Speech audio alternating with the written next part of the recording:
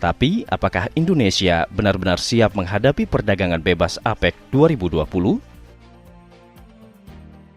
Secara prinsip, perdagangan bebas ini menghilangkan hak-hak negara-negara berdaulat, seperti Indonesia.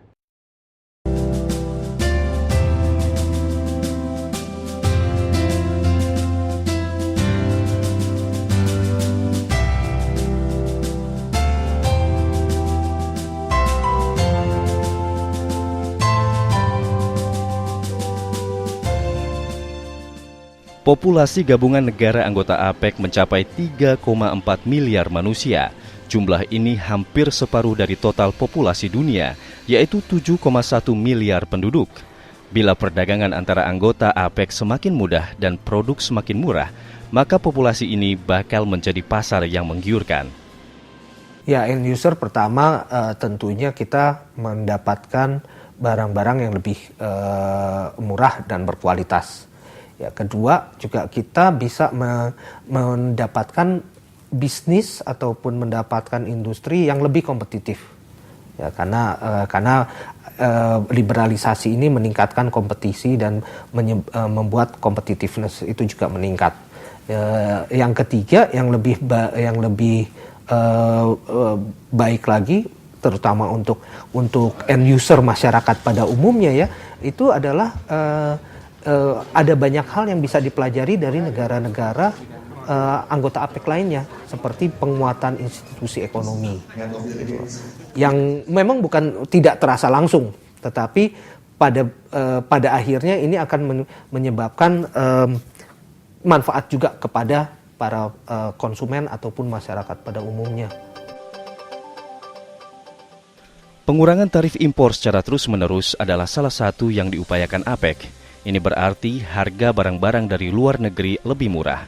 Kebutuhan dalam negeri terhadap produk impor bisa selalu dipenuhi. Dari sisi negara pengekspor, ini tentu berimbas pada neraca perdagangan yang positif. Sebaliknya, bila produk dalam negeri tak bisa bersaing, maka Indonesia hanya bisa menjadi pasar empuk bagi produk impor. Kita hanya punya kelebihan dalam kacamata internasional adalah market. Ya, kita punya konsumen yang besar sekali. Ya, kalau seandainya kita asumsikan hanya sebanyak 100 juta orang lah rakyat miskin, ya, kalau kita menggunakan angkanya atau kriterianya Bank Dunia semisal, dan lalu kalau seandainya kita juga berasumsi 100 juta rakyat Indonesia lain adalah anak-anak kecil yang tidak memiliki daya beli yang cukup besar, maka asumsikanlah kita masih punya 50 juta rakyat Indonesia yang mampu memiliki daya beli yang kuat begitu. Maka 50 juta rakyat Indonesia yang memiliki daya beli yang kuat ini jauh lebih besar marketnya ketimbang Malaysia, ketimbang Singapura, ketimbang Thailand, ketimbang Brunei, dan seterusnya. Sehingga saya kira apa yang sedang disasar oleh bangsa-bangsa di dunia hari ini, ya, dalam kaitan dengan perdagangan bebas adalah marketnya Indonesia. Lalu siapakah yang selalu menuai margin positif dari perdagangan antar negara?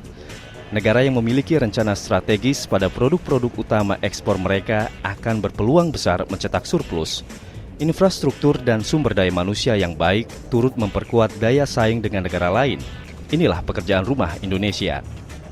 Bahwa ternyata kinerja perdagangan kita itu nomor 4 di bawah Singapura, di bawah Thailand dan Malaysia, ya, di kawasan ini. Lalu yang kedua, dalam kaitan dengan peringkat daya saing juga kita rendah sekali. Ya, kita nomor 39 di tahun 2013, bahkan tahun 2012 kita itu nomor 42. Ya.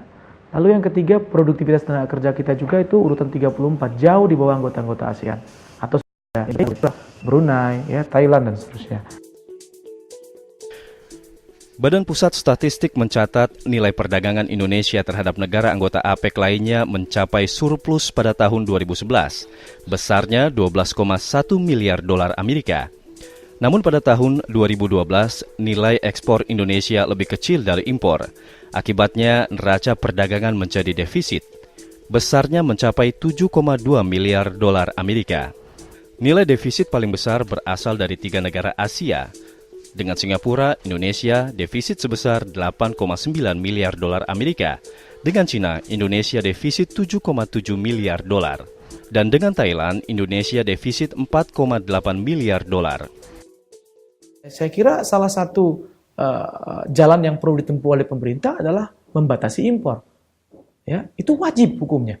Karena yang disandingkan itu adalah neraca impor dan neraca ekspor, kan begitu. Maka artinya kan nilai impor kita jauh lebih besar daripada nilai ekspor kita. Maka kita harus mulai menutup keran impor ini. Nah, pertanyaannya adalah mengapa pemerintah tidak ingin menutup keran impor itu juga sampai hari ini? Belakangan kita ketahui bahwa ternyata ini ada hubungannya dengan praktik-praktik koruptif ya yang terjadi di kementerian-kementerian sektoral. Pasar bebas di satu sisi membuka peluang kemajuan